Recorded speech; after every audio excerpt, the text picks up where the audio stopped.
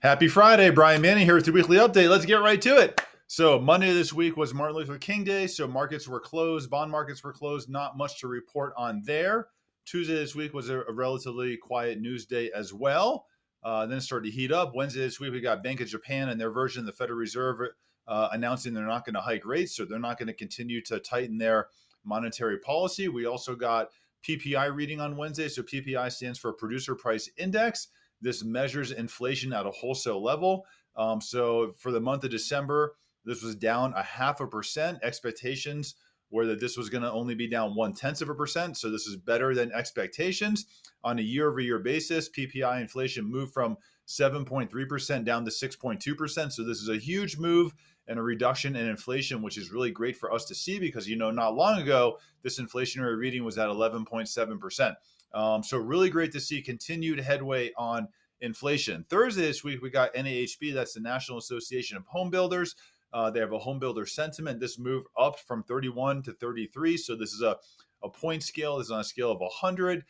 Anything at 50 or above is considered growth in the market. Anything below 50 is considered contraction. So home builders definitely stay still in that area of contraction, but seeing them move in their sentiment from 31 to 33 is favorable because it's good that they're starting to see more traction in the new construction housing market. And then today, we get existing home sales. So I want to show you just what we get for existing home sales because I think this is really important for us to go through because the media is super negative. And if you pay attention to the media, you'll think the world is ending and housing is collapsing. So this is existing home sales for the month of December.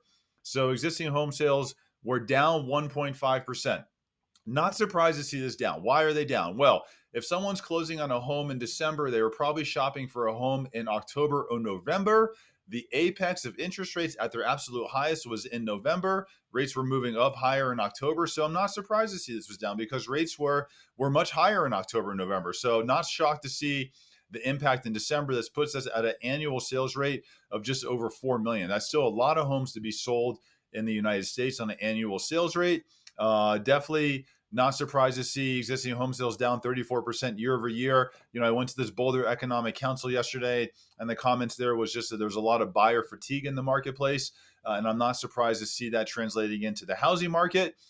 Median home price was at 367K. I don't put a lot of weight into this because this is the median home price. It's not appreciation. So I don't pay a lot of attention to this. What I do pay close attention to as well, though, is inventory. So inventory was at 970,000 units.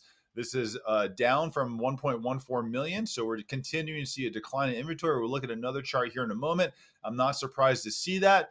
Month supply right now is at 2.9 months supply. A normal market is 4.6 months supply. So we're still in a seller's market because inventory is still very low and inventory crested. It happens every single year. So I just want to look at this. We looked at a chart similar to this before. This is the most updated one.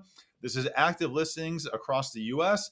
And it shows you that just like it does every single year, you have inventory crest in April, May, June, July, because people want to buy homes and move before their kids go back to school. And then you get over that crest, you move into the fall, into the winter months, and inventory goes down.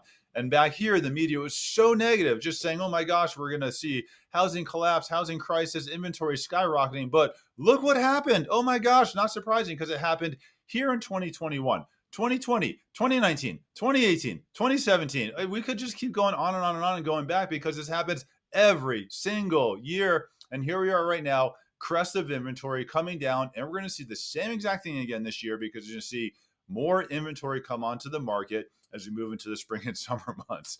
So looking at this, we had 970,000 homes for sale, but a good chunk of those are already pending sales. So you really only have right now 690,000 homes across the United States for sale. And that's based on, if you look 690K based on the annual sales pace, we only have a 2-month supply of existing home sales right now. Or of inventory right now. So I would say this is still a seller's market. And I think these numbers are favorable for us. One thing I do want to say is we really do believe that you're going to see interest rates come down and you're going to see rates push this 5% range. And I would say, and we'll go more into this another time, circle May 10th on your calendar. But as you move into the spring and summer months, April, May, June, July, August, you're going to continue to see rates come down.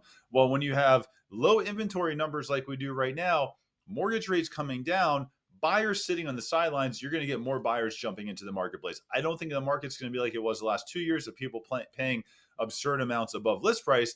But there's definitely going to continue to be an imbalance of supply and demand. If I was a buyer, I would be buying a house right now because I'd be refinancing here in the near future. So if you're a buyer, I'm telling you, now is the time to jump into the market, not when rates hit 5% and all these buyers start jumping back in.